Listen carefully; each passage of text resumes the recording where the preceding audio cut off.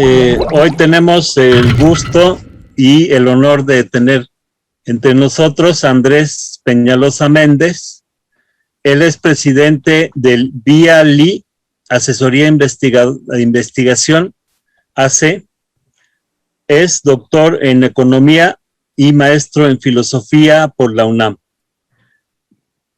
Como presidente de la Comisión Nacional de Salarios Mínimos, se lograron las alzas salariales más altas registradas. 100% en la frontera norte en el año de 2019 y 16% en el resto del país, y en el 2020, 20% en todo el país y 100% en la frontera norte. Él ha sido director de la Escuela de Contabilidad y Administración Pública Leona Vicario en Azcapotzalco de 2016 a 2018. Ha sido director ejecutivo de la Contraloría Ciudadana del Gobierno del Distrito Federal del 2001 al 2006 y se desempeña como comentarista en Telesur, en el canal Hispano TV y en Radio Ciudadana del Instituto Mexicano de la Radio. Entonces, bueno, démosle un aplauso virtual a Andrés. Gracias, Pablo. Y si gustan proponer mesa. Propongo a Pablo. ¿Alguna otra propuesta? Bueno, entonces arrancamos con la plática, Andrés. Gracias. Preguntaría, ¿están viendo las láminas? Yo ya puse la primera. Sí se ven. Sí. Bien. Sí. Sí se ven. Ahí la ven bien, perfecto. Bueno, pues muy agradecido por la invitación. El tema es muy importante, la lucha de los trabajadores y trabajadoras por un salario digno. Estuve pensando cómo introducir en el tema y se me ocurrió que acaso valdría la pena recordar uno de los planteamientos del Partido Liberal Mexicano, de los hermanos Flores Magón y Librado Rivera, Praxedis G. Guerrero y tantos otros precursores de la Revolución Mexicana de inicios del siglo XX. Ustedes saben, este manifiesto y el programa se dio a conocer en 1906. Es un programa en muchos aspectos muy vigente y obviamente no podía omitir el tema laboral. Hay en este programa de los liberales mexicanos, que es la continuidad de la tradición liberal del siglo XIX en México, en su vertiente o en su deriva más radical, porque hubo otras derivas moderadas y otras francamente conservadoras dentro del liberalismo mexicano. Pero esta me parece que dejó su impronta y fueron claves como precursores de la Revolución Mexicana. Y en dicho programa, pues el reclamo es pelear por una jornada laboral de 8 horas. En esa época, pues las jornadas laborales eran extenuantes, 14 hasta 16 horas, y planteaba un salario mínimo de $1. Claro, también advertían, y eso me parece bien importante, y lo voy a retomar más adelante, que las condiciones de vida no son iguales en todo el país, que hay diferencias en los precios y en los niveles de vida a nivel regional.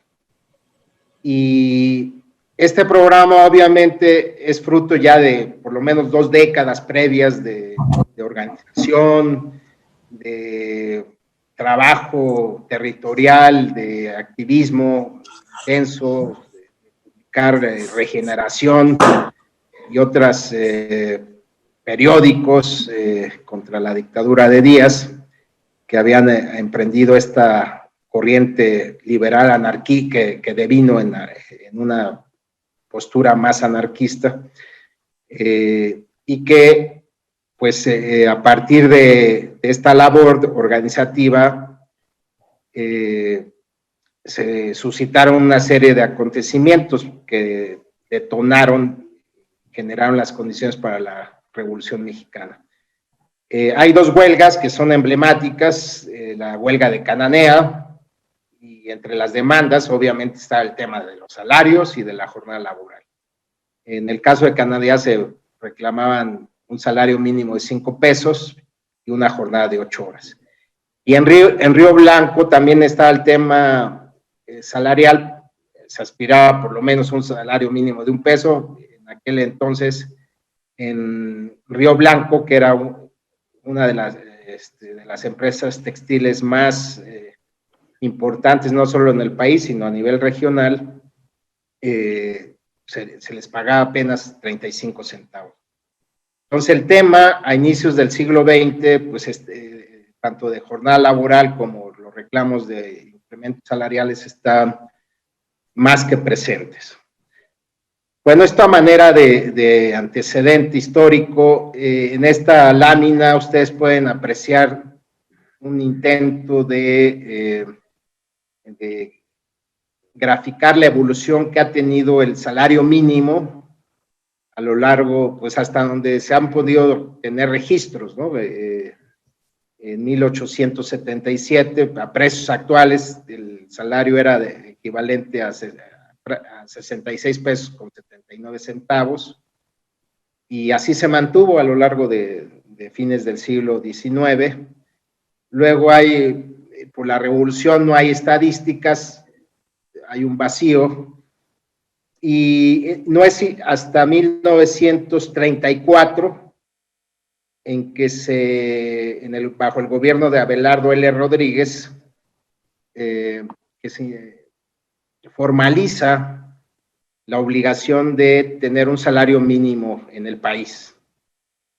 Ya en la Constitución de 1917, recordarán, se incluyó el artículo 123, que aborda el tema laboral, y entre ellos se establece la obligación de tener un salario mínimo como una cantidad mínima que permita a un jefe o jefa de familia sostener y cubrir las necesidades sociales, materiales, culturales y educativas de él y de su núcleo familiar. Eso está desde el 17, pero es hasta 1934 en que se formaliza, se establece propiamente de manera reglamentaria el salario mínimo.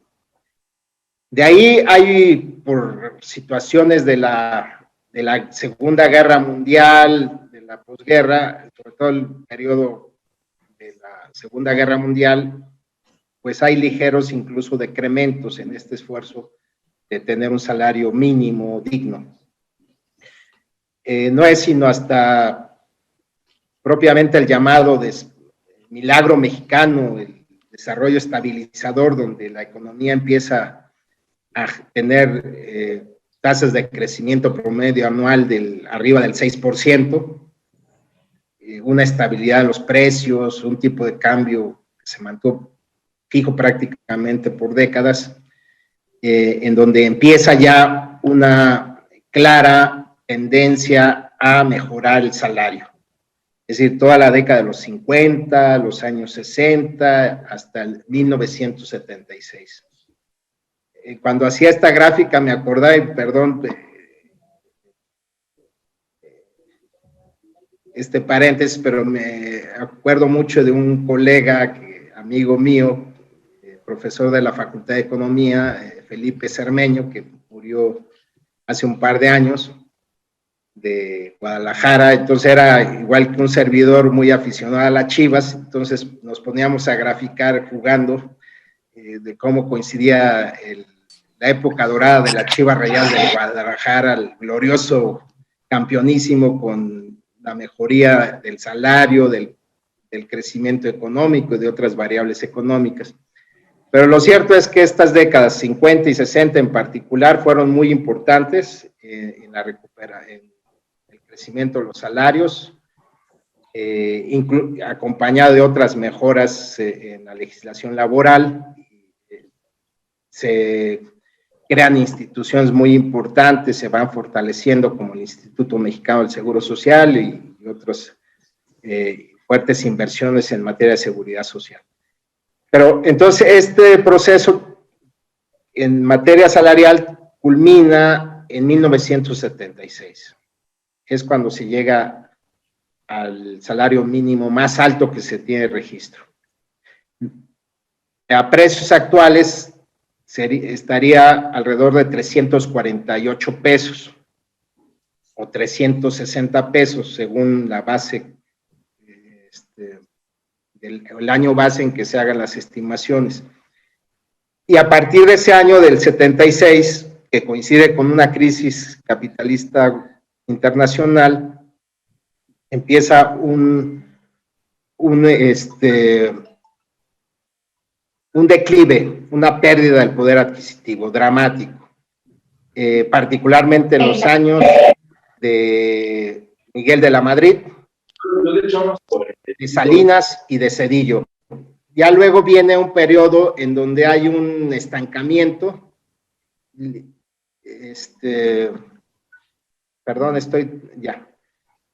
hay un estancamiento y no es sino hasta este gobierno y los 2 últimos años de la anterior administración en donde se puede apreciar un intento de recuperación del poder adquisitivo. Bien, esto en términos de referencia histórica. Ahora, ¿qué ha significado esta pérdida del poder adquisitivo? Pues una polarización social, una redistribución de la riqueza que se puede medir de alguna manera con la participación del trabajo en el ingreso laboral. Entonces, vean ustedes, en 1976, la masa salarial propiamente representó el 40%. El último dato del 2018, el porcentaje era del 26%. Voy a abrir un paréntesis para luego aterrizarlo en el caso nuestro. En Alemania, según un estudio de un colega alemán que presentó en un congreso de la Fundación Rosa Luxemburg, él comentaba que en Alemania en los años 30, es decir, en los años de la inflación, de la crisis severa que vivió Alemania y que sirvió de caldo de cultivo para el empoderamiento del nazifascismo, la participación de los salarios en el ingreso nacional era del 54%. Ya en la década de los 70 y hasta los 80, esta participación fue aumentando a un 75%. Y en 2016, donde este colega alemán hace el corte, el ingreso había decaído, pero seguía siendo importante, de alrededor del 67%.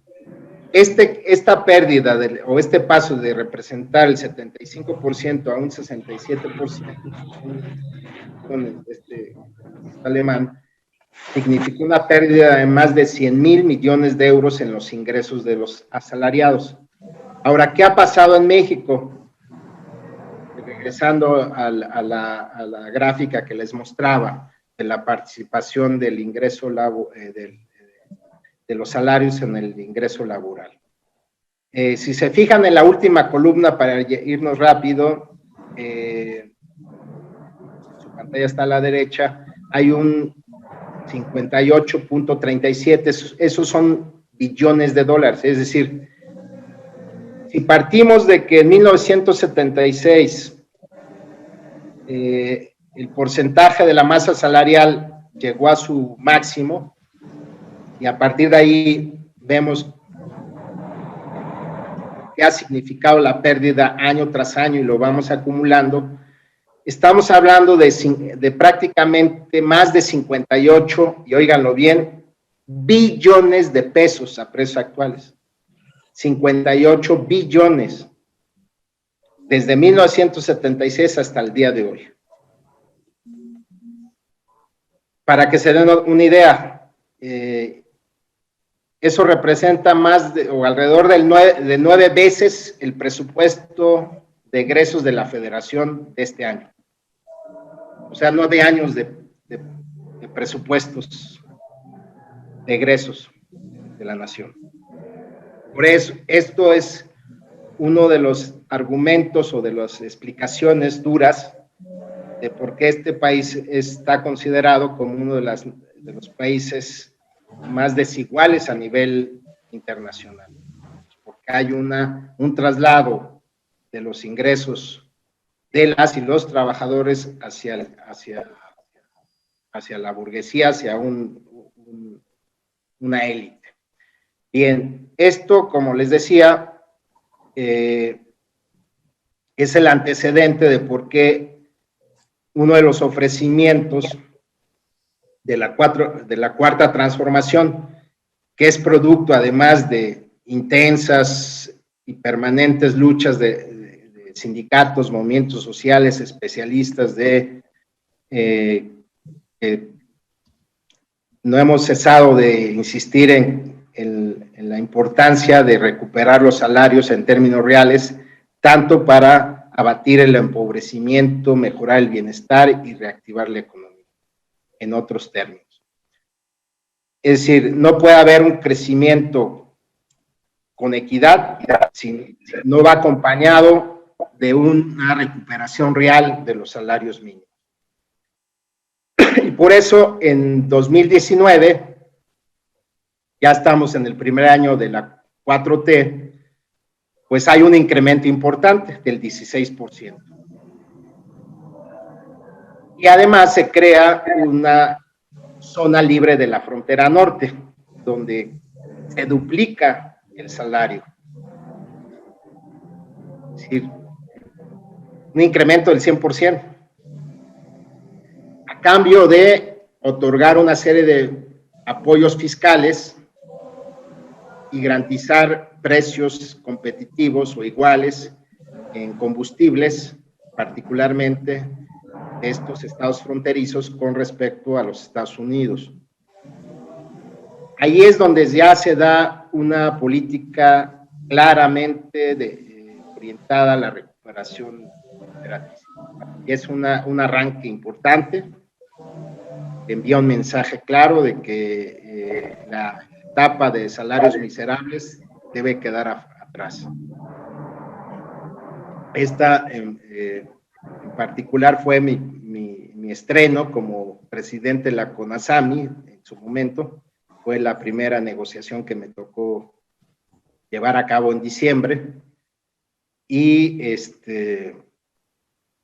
se crea esta zona porque hay una fuerte tendencia que permanece, por cierto, tanto del sector patronal como de muchos sectores sindicales, sobre todo los tradicionales, de homogenizar el salario mínimo en todo el país. Contrario a lo que les comentaba, que era el planteamiento del Partido Liberal Mexicano, de los Flores Magón y del anarquismo mexicano, de tomar en cuenta las diferencias regionales en términos de condiciones de vida. En este planteamiento de los Flores Magón, por ejemplo, se hablaba de que el salario mínimo de $1 que se da en Mérida o los 50 centavos en San Luis Potosí mantenía al trabajador en las mismas condiciones de miseria, toda vez que el costo de la vida era doblemente cara en Mérida respecto a San Luis Potosí. Por eso desde entonces se insistía mucho en tener en cuenta las diferencias regionales. Bueno, ya en 2020, que es también hasta la segunda fijación de este gobierno y que en lo particular me tocó, que fue la última que me tocó encabezar, se logró un incremento del 20% en términos generales. Esto no se había dado en los últimos 44 años. Entonces también fue muy importante, no nada fácil porque hubo que negociar con el sector patronal y sindical y llegar al consenso. En el caso de la frontera norte solo se aplicó un incremento del 5%, porque veníamos de haberles duplicado el salario. Y este año, que es una fijación donde yo ya no participé, el incremento es del 15%, es decir, un 25% menos que lo logrado el año previo.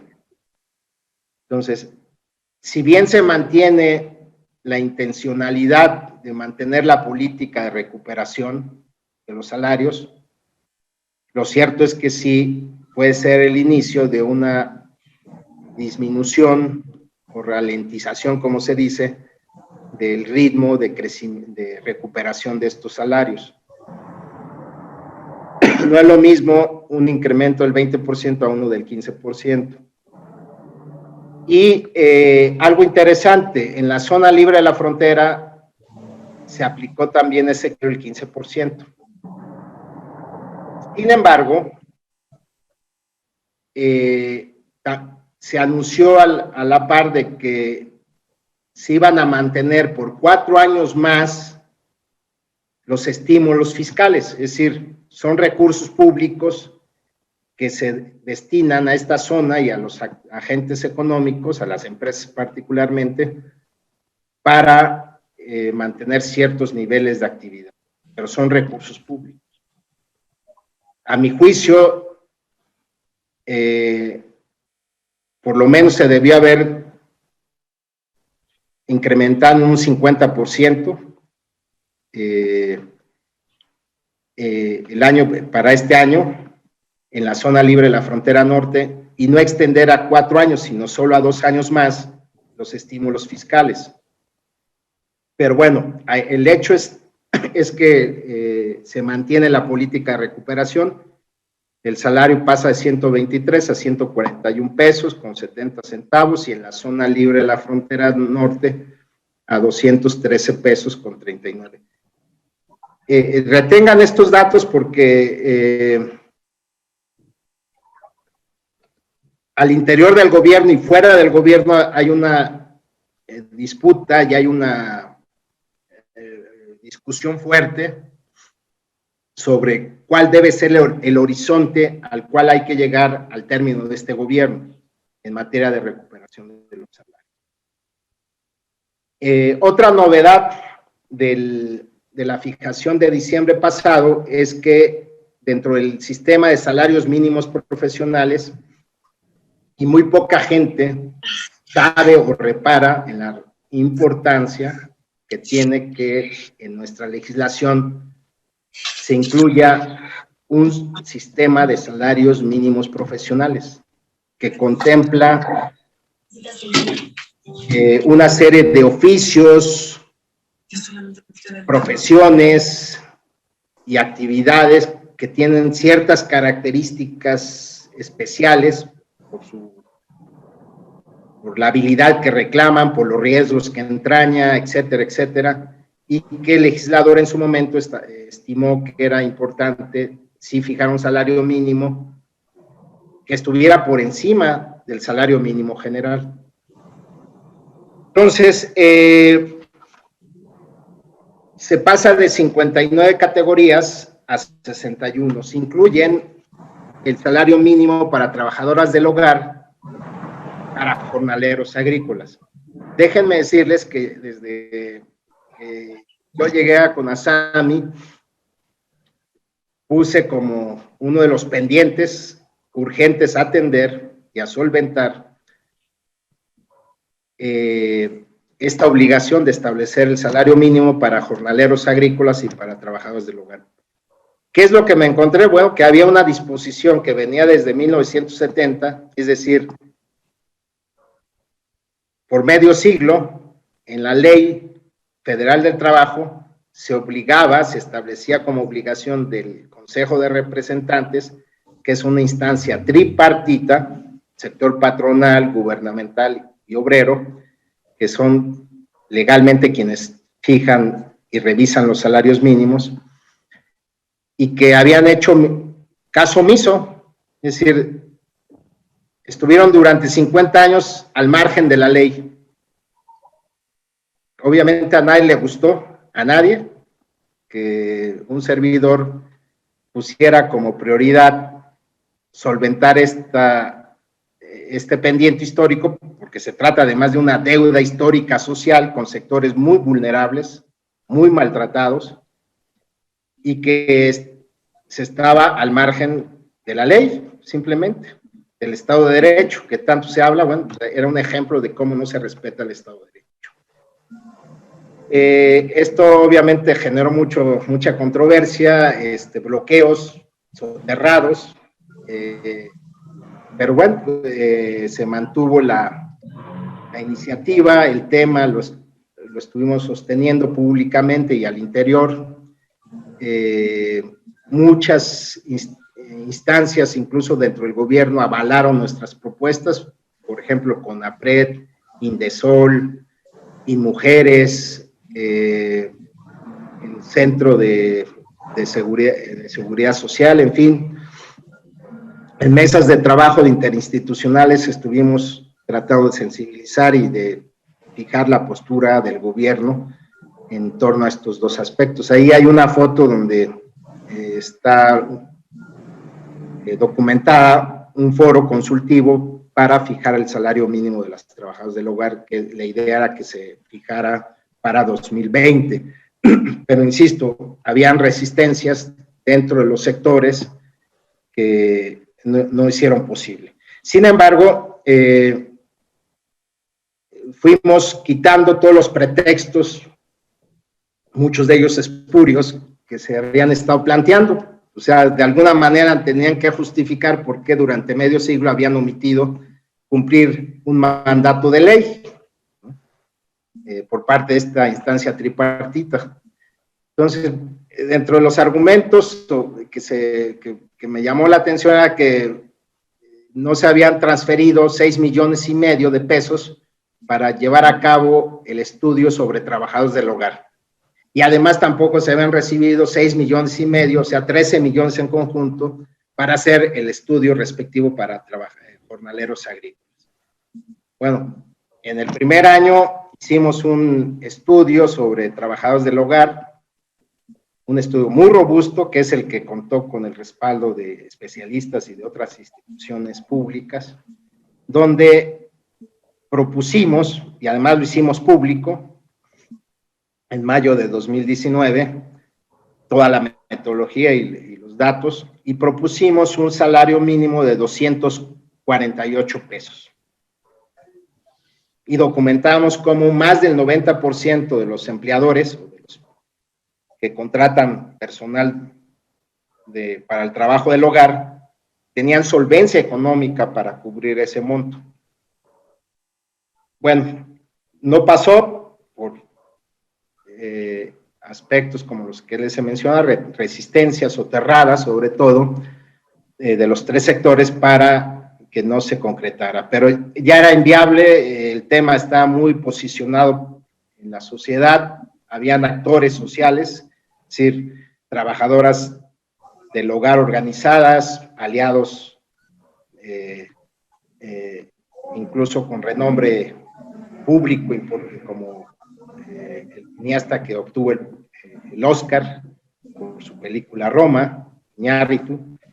El tema estaba muy posicionado, igual que el de los jornaleros, no había manera de hacerse a un lado. Tenían que cumplir con un mandato de ley. Además, el Senado había estado exhortando reiteradamente que había que atender. Bueno, en diciembre pasado, finalmente este Consejo de Representantes, que insisto es la instancia tripartita que fija salarios mínimos, incluye estos dos salarios y los fija en 160 pesos con 19 centavos para jornaleros y en 154 pesos para las trabajadoras del hogar. Son cantidades muy por abajo del reclamo del sujeto social, de las personas jornaleras y de las trabajadoras del hogar. Ustedes recordarán que en el Valle de San Quintín, que es un valle muy importante en Baja California, una alta productividad agrícola y de exportación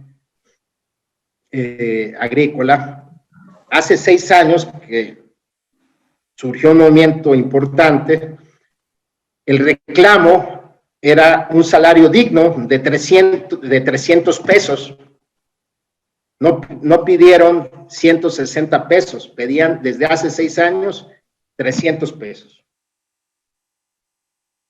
Y en el caso de las trabajadoras del hogar, su planteamiento siempre ha sido de 300, 350 pesos.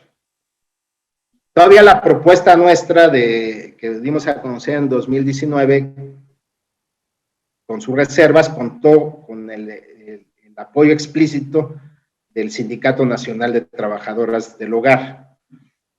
Entonces, lo cierto es que se cumple con la ley de manera parcial, es decir, todavía queda una deuda histórica, social, con estos sectores esenciales para la actividad social y económica de nuestro país, y que tiene que ver con estas luchas de las trabajadoras y los trabajadores por un salario digno.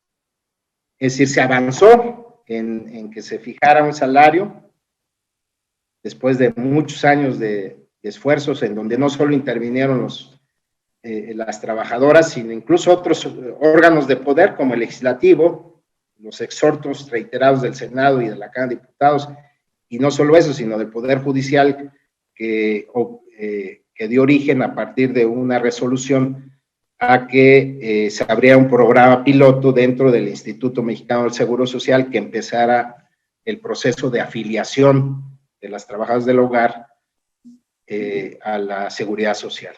Bueno, entonces la lucha sigue vigente. Es decir, hay un gobierno que está hasta el día de hoy decidido a mantener una política de recuperación de los salarios.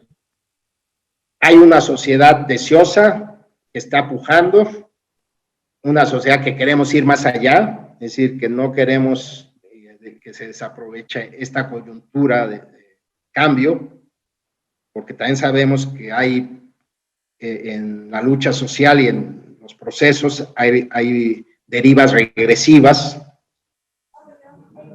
debilitamiento. Entonces, en esta gráfica, ustedes pueden apreciar algunas, en la parte derecha, espero que la estén viendo, algunos escenarios de cara al 2024, es decir, cómo nos imaginamos que va a terminar este gobierno de la 4T en materia de salarios mínimos. Con un salario de 171 pesos, ¿le suena razonable?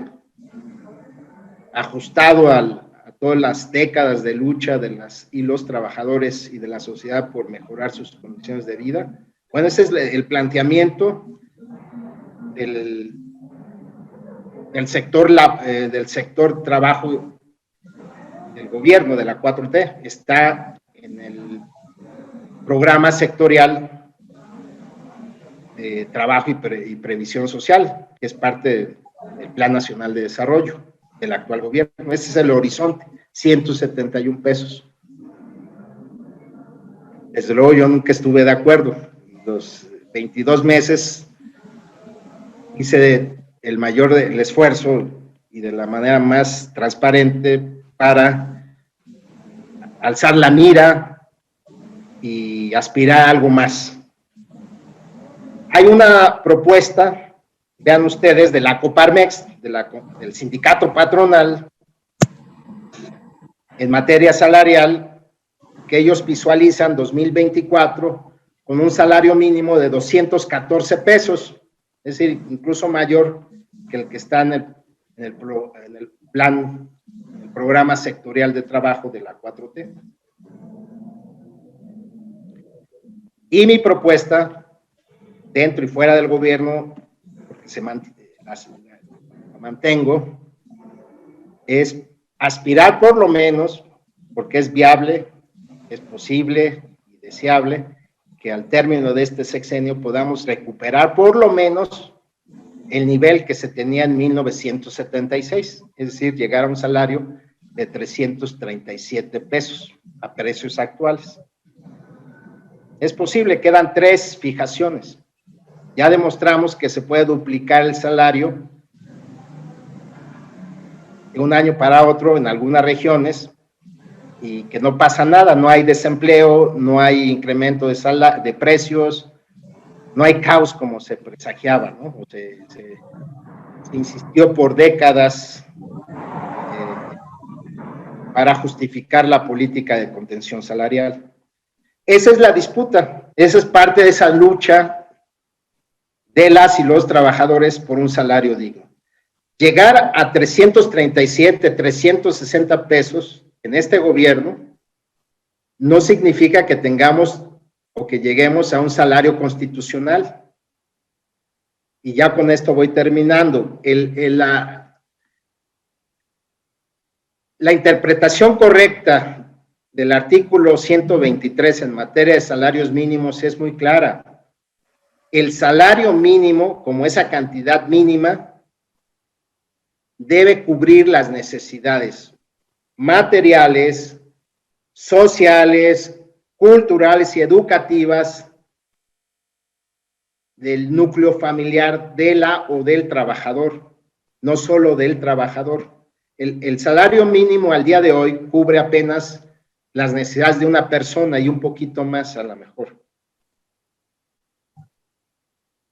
Pero las familias de las clases, las familias proletarias, por lo menos tienen 4 integrantes, por lo menos. Con 141 pesos no alcanza. Ahora, ¿cuál es la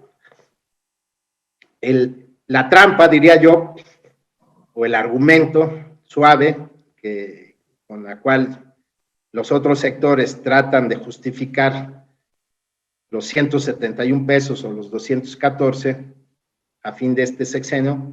Pues nos dicen, bueno, en la actualidad las familias proletarias dependen no de un proveedor, sino de 2. Es decir, tanto el papá como la mamá o la pareja,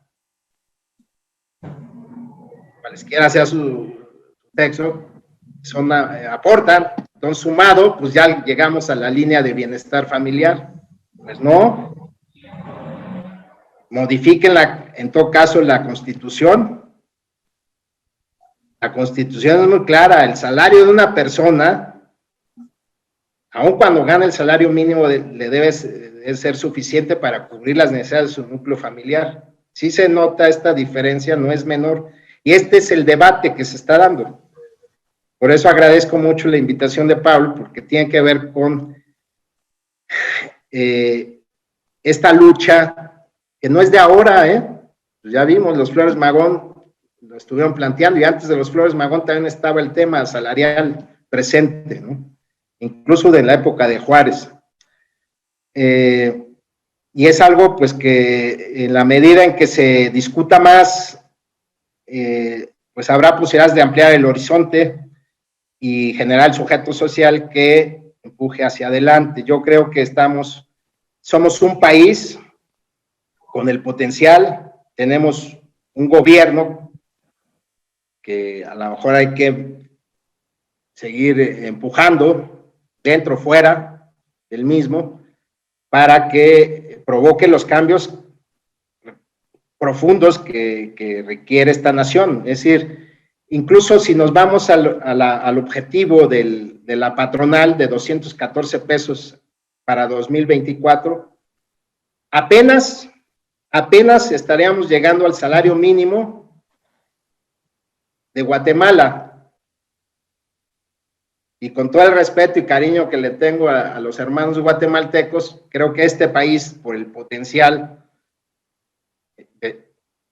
industrial, de su mano de obra, de sus recursos, elementos de la naturaleza que forman parte del proceso productivo, debería de aspirar a un salario mínimo superior a la de nuestro vecino del sur.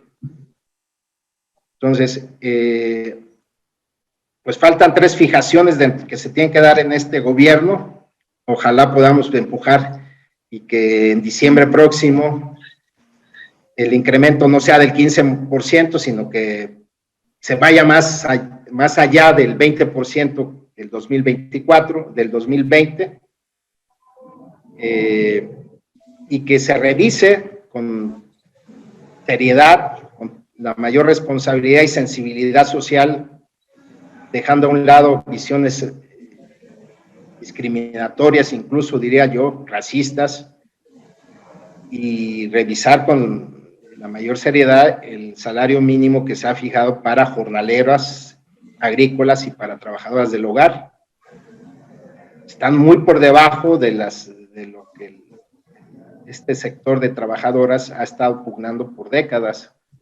Y si fueron excluidas por más de medio siglo, pues hay una deuda ahí pendiente inicial de estos dos sectores. La única actividad que creció en este periodo de pandemia y de crisis fue el sector agrícola. ¿De dónde salen nuestros alimentos? Pues de